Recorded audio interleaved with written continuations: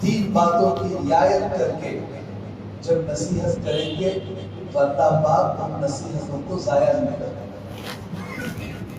تو یہ حضرات صحابہ کرام نے حضرت علی رضی اللہ عنہ جو بہت کم عمری میں 9 سال کی عمر میں انہوں نے ایمان قبول کیا اور ایک بڑا زمانہ اللہ کے نبی کی صحبت میں رہے۔ خود اللہ کے نبی نے ان کی پرورش کی، تھے تو یہ ان کے چچا کے بیٹے۔ اللہ کے نبی نے ایک مرتبہ اپنے چچا حضرت عباس سے کہا کہ ہمارے جو چچا ہے ابو طالب وہ معاشی اعتبار سے بھی بہت پریشان رہتے ہیں، ان کے بچے بھی زیادہ ہیں، اس لیے آپ اور میں دونوں مل کر ہمارے چچا کے بوجھ کو ذرا کم کر دیں۔ چنانچہ دونوں گئے ابو طالب کے پاس، جا کر کہنے لگے کہ اپنے بچوں میں سے ایک بچہ ہم کو دے دو، ہم پال لیں گے تاکہ آپ کا بوجھ بھی کم ہو جائے۔ تو آپ علیہ السلام نے حضرت علی کو لے لیا، حضرت عباس نے حضرت جعفر کو لے لیا۔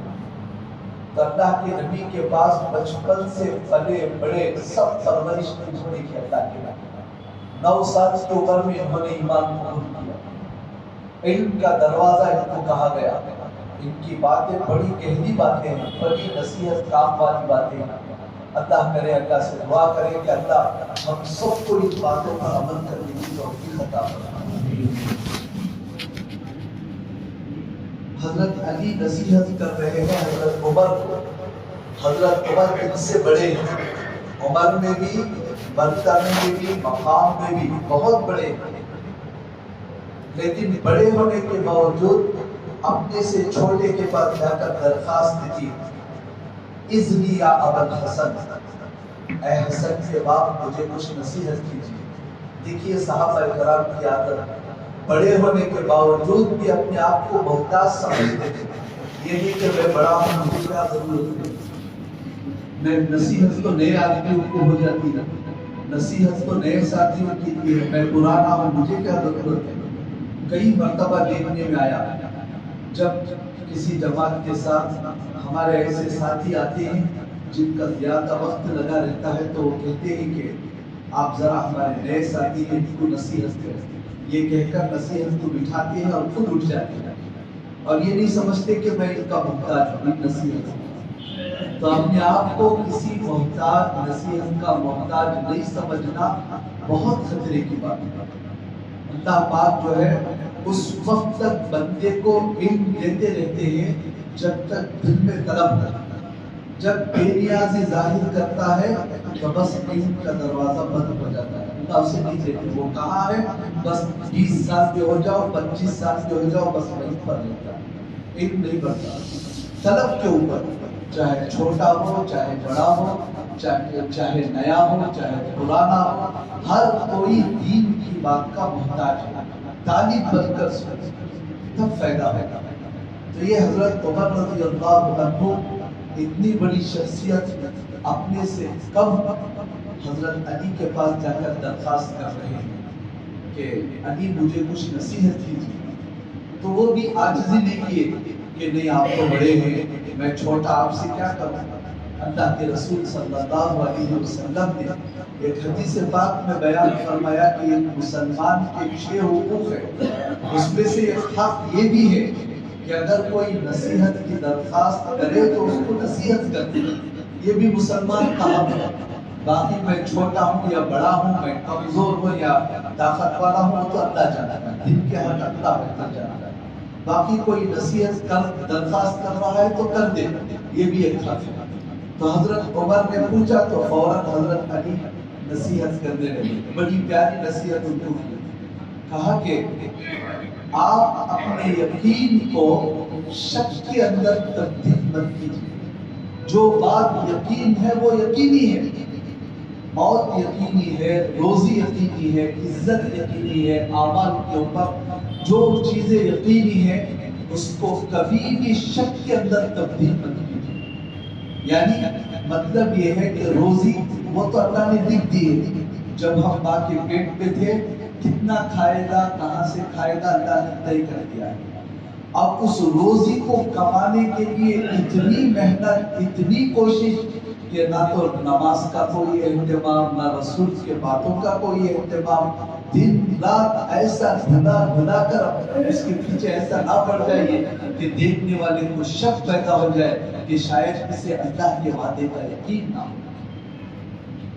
تو اپنے یقین کو، یہ چیز یقینی ہے تو اس یقین کو کبھی شک کے اندر تبدیل نہ کریں، اور اپنے علم کو جہالت سے مت بدلیں۔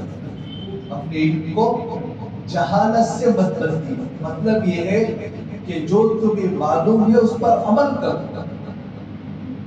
جس کو معلوم ہے وہ بھی جاہل کی طرح زندگی گزار رہا ہے، تو پھر اس میں اور جاننے اور نہ جاننے والے میں کیا فرق ہے؟ آپ کو جو معلوم ہے اس کے اوپر عمل کرو۔ جب جاننے والا اپنی جاننے والی باتوں پر عمل نہیں کرتا، وہ اور جاہل دونوں برابر۔ تو فرماتے ہیں جو علم ہے اس کو جہالت سے بدلو، یعنی اس علم کے اوپر عمل کرو۔ اور پھر تیسری نصیحت کی وَلَا ظَنَّكَ حَقًّا، اپنی رائے کو حق مت سمجھو۔ کبھی کوئی پوچھے رائے دے تو یہ مت سمجھو کہ یہ وحی ہے، اس میں غلطی ہو ہی نہیں سکتی۔ اللہ کے نبی کی بات جھوٹی نہیں ہو سکتی۔ اللہ کے نبی کے پاس حضرت جبرائیل آتے تھے، اللہ کی طرف سے باتیں آتی تھی، لیکن عام لوگ اللہ کے نبی کو چھوڑ کر حضرت عمر کو کہہ رہے ہیں آپ اپنی رائے کو وہی مت سمجھیے، ہو سکتا ہے کہ اس میں غلطی ہو سکتی ہے۔ تو میں اور آپ کی حالت کیا ہے؟ اسی لیے ہمارے بڑے فرماتے ہیں جب کبھی رائے دینے کا وقت آئے تو ڈرتے ہوئے رائے دیں، کہیں ایسا نہ ہو کہ میری رائے قبول کر لی جائے اور اس کی وجہ سے کوئی برا کام وجود میں آ جائے، اس کی وجہ سے کوئی نقصان ہو جائے اور میں اس کا ذمہ دار بن جاؤں۔ تو رائے کو دیتے ہوئے بھی ڈرے اور اپنی رائے کو حق نہ سمجھے۔ ہم تو رائے کو منواتے ہیں، میری ہی رائے سے اور رائے نہ لی گئی تو ناراض بھی ہو جاتے ہیں۔ یہ ہماری عادت نہیں ہونا چاہیے۔ بڑے صحابی کو کہتے ہیں حضرت علی تم اپنے رائے کو وہی مت سمجھو، غلطی کا احتمال ہے، ڈرتے ہوئے رائے دے کر اس کو منوانے کی کوشش کرنا۔ وَاعْلَمْ أَنَّهُ لَيْسَ لَكَ مِنَ الدُّنْيَا إِلَّا مَا أَعْطَيْتَ فَأَمْسَكْتَ، اور جان لو دنیا کیا ہے؟ دنیا وہی ہے جو کچھ آپ نے دے دیا، خرچ کر دیا، بس وہی آپ کی دنیا ہے۔ جو آپ نے تقسیم کر دیا اور اس کو پہنا دیا کپڑے وغیرہ، بس وہی آپ کی دنیا ہے۔ اور جو پہنا اور پرانا کر دیا بس وہی ہے، باقی جو کچھ چھوڑ کر جائیں گے وہ آپ کا نہیں، وہ آپ کے وارثین کا ہے۔ دنیا وہی ہے جو آپ خرچ کر کے آگے بھیج دیے، یا تو دین کے کاموں میں خرچ کر کے آخرت کے بینک میں جمع کر دیے، وہ آپ ملے گا۔ جو کھا لیا وہ تو ختم ہو گیا، جو پہن لیا جو پرانا ہو گیا وہ ختم ہو گیا، باقی سب وہ آپ کی دنیا نہیں ہے، آپ دوسروں کو چھوڑ کر جانے والے ہیں۔ حضرت عمر رضی اللہ عنہ بالکل ان نصیحتوں کو سنے اور سن کر کہا کہ اے ابو الحسن واقعتاً تم نے بالکل سچ کہا۔ پھر حضرت علی نے ایک اور موقع پر حضرت عمر سے کہا کہ اے امیر المؤمنین، آپ سے پہلے آپ کے دو ساتھی دنیا سے چلے گئے، ہمارے آقا اور حضرت ابو بکر رضی اللہ عنہ، اور آپ بھی ہمیشہ دنیا میں نہیں رہیں گے، ایک نہ ایک دن جانے والے ہیں۔ آپ کی خواہش یہ ہے کہ آپ جب دنیا سے جائیں تو اپنے ان دو ساتھیوں سے ملنا ہے تو 5 کام کرو۔ ایک کام تو امیدوں کو مختصر کرو، زیادہ لمبی امیدیں مت کرو، بہت کم مختصر رکھو، اور کھانا تو ہے ہی لیکن پیٹ بھر کر مت کھاؤ۔ جب پیٹ بھر کر کھاتے ہیں تو نفس مست ہو جاتا ہے اور پھر نفس جو ہے اپنے کام شروع کر دیتا ہے۔ کھاؤ ایسا کہ 2-3 دیوالیں کم کھاؤ، کھا رہے ہیں اور بھی 2-3 دیوالیں کھانے کی خواہش ہے، ایسے وقت میں کھانے کو روک دو، کچھ بھوک اپنے پیٹ کے اندر باقی رکھو، بالکل سیر ہو کر مت کھاؤ، اور اپنی ازار کو چھوٹی کر نصف پنڈلی تک، آدھی پنڈلی تک اپنی ازار کو رکھو اور اپنی قمیص کو پیبند لگاؤ. یہ نہیں کہ ذرا بڑھ گیا بس نکال کے دوسرا پھر دیا، بس اگر بڑھ گیا ہے پیبند لگا کر کپڑوں کو وہی استعمال کرو. اور فرمایا اپنے جوتے کو خود ڈال کر، کبھی جوتا ٹوٹ جائے تو پھر بوچی کی تلاش میں بن جاؤ. اپنا کام ہے، اس کو حقیر مت سمجھو، اپنا کام خود کرو. اگر یہ کام کرتے رہیں گے تو یاد رکھ لو آپ اپنے ان دو ساتھیوں سے جا کر ملاقات کرو گے، ورنہ اگر یہ چیزیں چھوٹ گئی تو پھر آپ ان ساتھیوں سے کبھی ملاقات نہیں کر پائیں گے. اور پھر آگے حضرت علی رضی اللہ عنہ ایک نصیحت کر رہے ہیں کہ خیر کسے کہتے ہیں. ہر آدمی خیر کا طالب ہے کہ اللہ مجھے خیر کے معنی اچھائی کسے کہتے ہیں. ان یکثر مالک و ولدک، مال اور اولاد کا بڑھ جانا یہ خیر نہیں. بہت بڑا مالدار بن گیا اس کا مطلب یہ نہیں کہ بہت اچھائی سے حاصل ہو گئی. مال جو ہے شر کا سبب بھی ہے. فرعون، قارون، حامان کتنا بڑا مال دولت کے مالک تھے، لیکن وہ مال خود انہیں دے کر زمین کے اندر دھنسنے کا ذریعہ بنا قارون کا. تو مال کا بڑھنا، اولاد کا زیادہ ہونا یہ خیر نہیں ہے. خیر کسے کہتے ہیں؟ 5 چیزیں بتائیں کہ یہ 5 چیزیں جسے مل جائے سمجھو کہ اللہ رب العالمین کی طرف سے اسے خیر مل گئی. سب سے پہلی بات کہ آپ کا علم بڑھتا رہے، علم بڑھتا رہے، چاہے کسی کی باتیں سن کر، چاہے کتاب پڑھ کر، کسی بھی طرح بہرحال علم کو بڑھائے. یہ نہیں کہ جتنا ہمیں معلوم ہے اس کے اوپر رہ جائے. اسی لیے ہمارے انفرادی اجتماعی اعمال جو بتاتے ہیں جماعتوں میں نکلنے کے وقت میں، اس میں ایک عمل یہ ضرور بتاتے ہیں انفرادی اعمال میں کہ ہمارا علم روزانہ بڑھتے رہے. کل کے دن کا پورا جائزہ لیتا ہے. 24 گھنٹے اللہ نے دیا تھا مجھے، میرے علم کے اندر کیا اضافہ ہو گیا. سونے کے وقت میں آدمی اپنا جائزہ لیتا ہے. آج فجر سے لے کر عشاء تک میں بستر پر سونے کے لیے جا رہا ہوں، مجھے کتنا نیا علم حاصل ہوا. نہیں حاصل ہوا ہے تو افسوس کرے اپنے گزرے ہوئے علم پر، اور علم حاصل کرنے کی کوشش کرے، علماء سے معلوم کرے. آج کل تو اللہ نے بہت ذرائع دیے، فون ہے ہر ایک کے پاس، اپنے علماء کے بیانات سن سکتے ہیں، جس موضوع پر چاہے سن سکتے ہیں، سن سکتے ہیں. تو بہرحال اسی طرح علم روزانہ بڑھے. اس کا مطلب یہ ہے کہ اللہ رب العالمین کی طرف سے خیر کا فیصلہ ہوتا ہے. من یرید اللہ بہ خیرا یفقہہ فی الدین. اللہ جس کے ساتھ خیر کا ارادہ کرتا ہے اسے دین کی سمجھ دیتا ہے، دین کا علم دیتا ہے، کچھ نہ کچھ علم عطا کرتا رہتا ہے. تو ایک بات تو ہمارا علم بڑھتا رہتا ہے، اور دوسری بات وَيَعْزُمَ حِلْمُ، ہمارا حلم بڑھتا رہے. بردباری کہتے ہیں برداشت کرنے کی طاقت، صبر کرنے کی طاقت. حالات تو ہر ایک کے اوپر آتے ہی ہیں، غصہ تو ہر ایک انسان کو آتا ہی ہے، لیکن غصے پر کنٹرول. غصہ آ گیا منہ سے کیا نکال رہا ہے کچھ پتا نہیں. بیوی کو مار دیا، بچوں کو مار دیا، ایسے گالی دے دیا، اسے گالی دے دیا، جو میں کنٹرول نہیں کر سکتا. مطلب یہ ہے کہ وہ دعویٰ کر رہا ہے کہ میں دعوت کا کام نہیں کر سکتا. دعوت کے کام کے لیے علم ضروری ہے. اسی لیے حضرت ابراہیم علیہ السلام جب اللہ رب العالمین سے دعا مانگے رب ہب لی من الصالحین، اے اللہ مجھے نیک بیٹا عطا، تو اللہ نے جواب دیا ہم آپ کو علم بردبار بیٹا دیں گے، بردبار برداشت کرنے والا بیٹا دیں گے. تو علماء نے لکھا ہے بردبار بیٹا اللہ نے کیوں دیا؟ اس لیے کہ حضرت اسماعیل کو بھی ایسے ایسے سخت امتحانات سے گزرنا پڑے گا، وہاں صرف نیک آدمی برداشت نہیں کر سکتا، بلکہ جس کے اندر برداشت کی طاقت ہو وہی ان امتحانات کے اندر کامیاب ہو سکتا ہے. تمام پیغمبروں سے اللہ نے بکریاں چروائی، وجہ یہی لکھا ہے کہ بکری کے اندر ماننے کی صفت نہیں ہے، کبھی ادھر بھاگی کبھی ادھر بھاگی، اور نازک اتنی ہوتی ہے کہ ذرا مارو تو اس کی پسلیاں ٹوٹ جاتی ہیں۔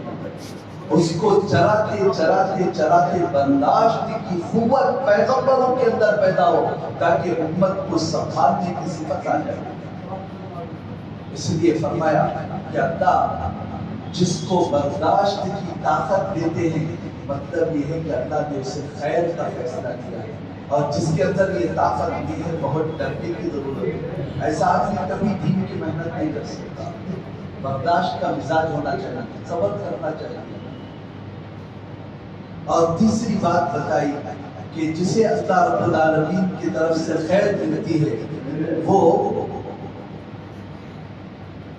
مسابقہ کرتا ہے عبادت، ایک دوسرے سے عبادت میں آگے بڑھنے کی کوشش کرتا ہے۔ اچھا فلاں اتنا پڑھا، میں اس سے زیادہ نماز پڑھوں گا، فلاں اتنا بار قرآن پڑھتا، میں اس سے زیادہ کروں گا، فلاں اتنا محنت کرتا، میں اس سے زیادہ محنت کروں گا۔ تو دین کے اعتبار سے اللہ کو راضی کرنے والے کاموں میں، عبادتوں میں ایک دوسرے سے آگے بڑھنے کی کوشش کرنا، یہ بھی اللہ رب العالمین کی طرف سے خیر ملنے کی علامت ہے۔ اور چوتھی چیز جسے اللہ خیر عطا فرماتے ہیں، اس آدمی کا مزاج یہ ہو جاتا ہے کہ جب کوئی بھی اچھی چیز ملے فوراً اس کی زبان سے اللہ کا شکر کرتا ہے، اللہ تیرا شکر، اللہ تیرا شکر۔ تھوڑی بہت کاروبار میں ہو گیا، اللہ کا شکر ادا کرتا ہے۔ تھوڑا بہت بچے بیوی اچھے، فوراً زبان سے اللہ کا شکر کرتا ہے۔ یہ بھی خیر کی علامت ہے، بار بار اللہ کا شکر، بلکہ مزاج بنا لینا چاہیے۔ گھر سے نکل رہے، گاڑی میں بیٹھ کر مسجد تک آ گئے، فوراً زبان پر اللہ تیرا شکر ہے تو نے عافیت سے پہنچا دیا، ورنہ میں راستے میں ایکسیڈنٹ ہو کر اسپتال بھی کر سکتا ہوں۔ ڈیوٹی سے نکلے گھر تک آ گئے، فوراً دروازے پر اللہ کا شکر ادا کرے، اللہ عافیت سے پہنچا دیا۔ گھر میں داخل ہوئے، بچے بیوی سب خیر ہے، فوراً اللہ کا شکر ادا کرے، اللہ سب کو خیریت کی حالت میں دیکھ رہا ہوں۔ ایسا بھی ہو سکتا ہے کہ ہم گھر میں گئے، اچانک دیکھا کہ بچے کی میت پڑی ہے، بیوی کی میت پڑی ہے، کوئی بیمار ہے، ایسے حالات سے تو نے بچا دیا۔ ہمیشہ اس شکر کی عادت کرنا، یہ جو ہے خیر کی علامت ہوتی ہے۔ اور پانچویں چیز جس کے ساتھ اللہ خیر کا فیصلہ کرتے ہیں، اس سے کوئی غلطی ہو جاتی ہے تو فوراً وہ اللہ سے معافی مانگتا ہے، اللہ مجھے یہ کام ایسا نہیں کرنا چاہیے تھا، مجھے معاف کر۔ غلطی کر کے بھی اڑ جاتا ہے تو یہ شیطان کی علامت ہے، غلطی کر کے اڑ جانا، یا غلطی کر کے بعد میں توبے کی امید پر چھوڑ دینا، چلو بعد میں توبہ کر لیں گے، بعد میں معافی مانگ لیں گے، یہ خیر کی علامت نہیں ہے۔ یہ پانچ چیزیں جو ہے حضرت علی نے فرمایا جس کسی کو مل جائے مطلب یہ ہے کہ اللہ نے اس کے لیے خیر کا فیصلہ کیا۔ آگے فرماتے ہیں اس دنیا میں صرف دو آدمیوں کے لیے خیر ہے، ایک وہ جس سے کوئی گناہ ہو جائے اور وہ توبے کے ذریعے اس گناہ کو معاف کرے۔ گناہ تو ہونا لازمی ہے، خود اللہ کے نبی نے فرمایا کل بنی آدم خطاؤن، آدم کا ہر بیٹا گنہگار ہے، گناہ تو ہو ہی جاتا ہے، گناہ ہونا کمال نہیں، لیکن گناہ ہونے کے بعد توبہ کرنا، جتنی مرتبہ بھی توبہ ٹوٹ جائے بار بار توبہ کرنا، بار بار توبہ کرنا۔ توبہ کرنا ایسا ہے جیسا کہ وضو کرنا، وضو ٹوٹ گیا تو کیا کریں گے؟ جا کر پھر وضو کر لیں گے، پھر وضو ٹوٹ گیا پھر وضو کر لیں گے، بس اتنا ہے۔ گناہ ہو گیا پھر معافی مانگیں گے، پھر گناہ ہو گیا پھر معافی مانگیں گے۔ جب گناہ کرتے کرتے بار بار معافی مانگتا ہے، حدیث میں آتا ہے کہ اللہ فرشتوں سے فخر سے کہتے ہیں دیکھو جی میرے اس بندے اسے پتا ہے کہ اس کا کوئی رب ہے جو غلطیوں پر گرفت کرتا ہے، اسی لیے وہ بار بار مجھ سے معافی مانگتا ہے۔ اس کے بعد اللہ اسے ایسی قوت عطا فرماتے ہیں کہ پھر گناہوں کی طرف اس کی طبیعت آمادہ نہیں ہوتی، گناہوں سے اللہ حفاظت فرماتے ہیں۔ تو فرمایا کہ اس دنیا میں خیر دو آدمیوں کی ہے، ایک وہ جس سے کوئی گناہ سرزد ہو جائے اور پھر وہ توبہ کے ذریعے معافی مانگے، اور دوسرا وہ جو اچھے کاموں میں آگے بڑھنے والا ہے، برے کاموں میں نہیں، اچھے کاموں میں آگے بڑھنے والا ہے۔ بس یہی دو آدمیوں کے لیے دنیا میں خیر ہے۔ اور فرماتے ہیں کہ جس کے دل میں تقویٰ ہو، اللہ کا خوف ہو، تو اللہ کے خوف کی حالت میں تھوڑا سا بھی عمل ہو تو اس تھوڑے سے عمل کو تھوڑا مت سمجھو، تقوی کے ساتھ تھوڑا سا عمل بھی پہاڑوں سے زیادہ اجر دیتا ہے، بہت زیادہ اللہ کے یہاں اہمیت ہے۔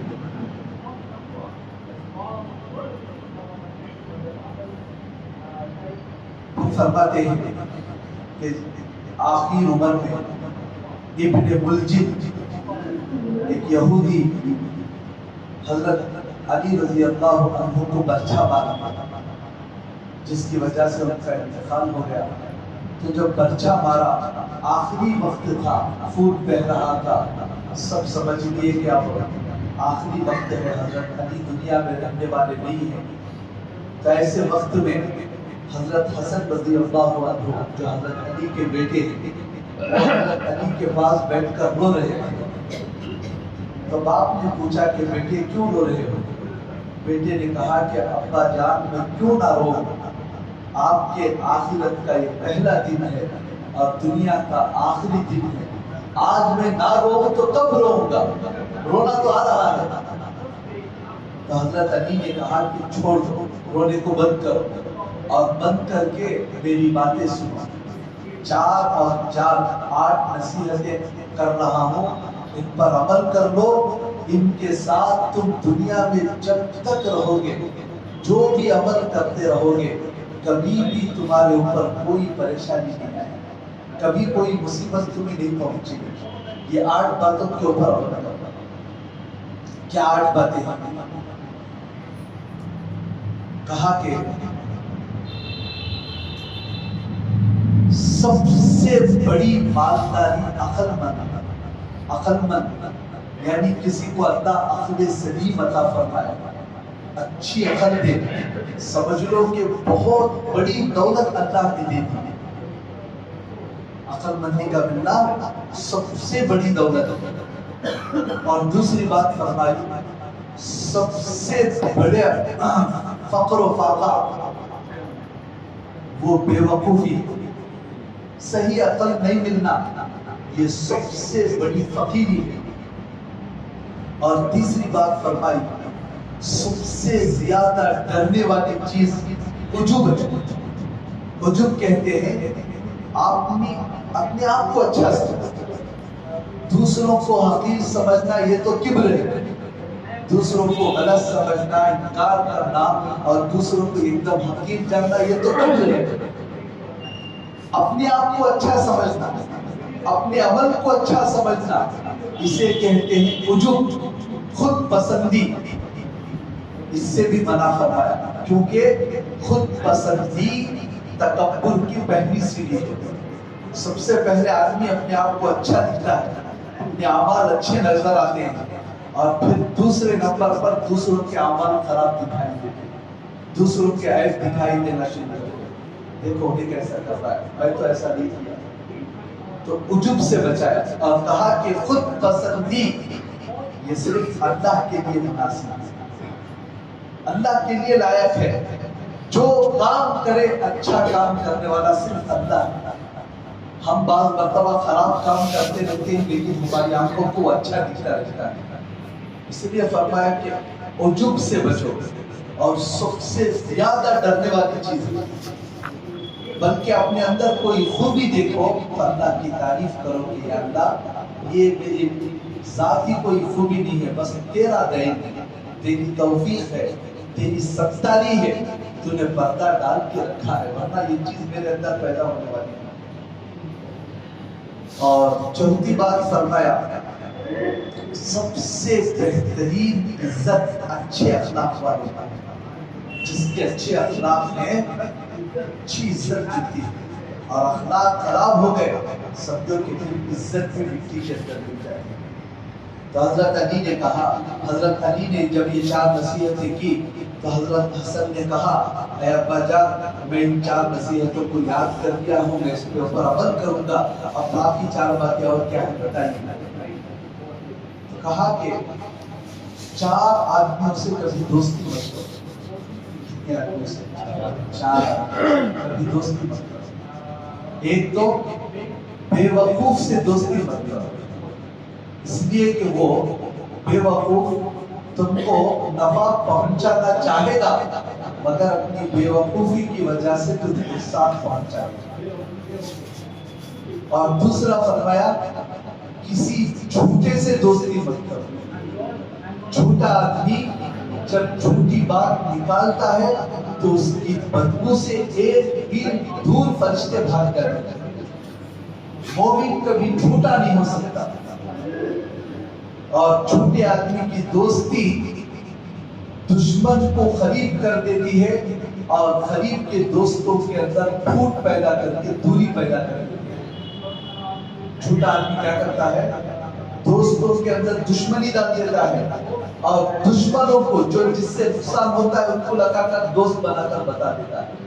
اس لیے کبھی جھوٹے آدمی سے دوستی مت کرو۔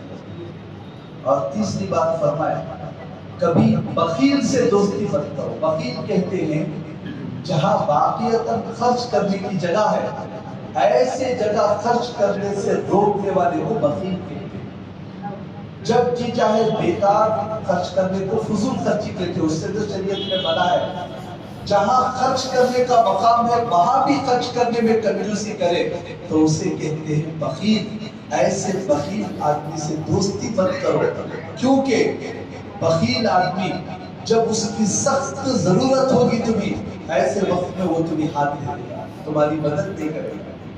اور یہ کنجوسی بخیل پن اللہ کے نبی نے فرمایا جہنم کی ایک پہنی ہے دنیا کے اندر، جس کے اندر بخالت ہوتی ہے وہ ایسا ہے جیسا کہ جہنم کی اس ٹہنی کو پکڑ، اور جس ٹہنی کو پکڑے گا چلتا چلتا جائے گا تو اس کی جڑ جہنم کے اندر ہے، تو بس وہی بخیل پر اسے جہنم پہ پہنچانے کے لیے کافی ہے۔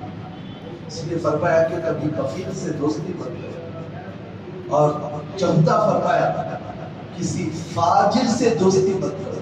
فاجر کہتے ہیں بہت نڈر ہو کر اللہ کی نافرمانی کرنے والا گنہگار، جس اللہ کا کھانا کھا کر، جس اللہ کا پہن کر، جس اللہ کی نعمتوں میں پل پل زندگی گزار رہا ہے، اسی کے ساتھ نمک حرامی کرنے والا وہ تمہیں کیا نفع پہنچائے۔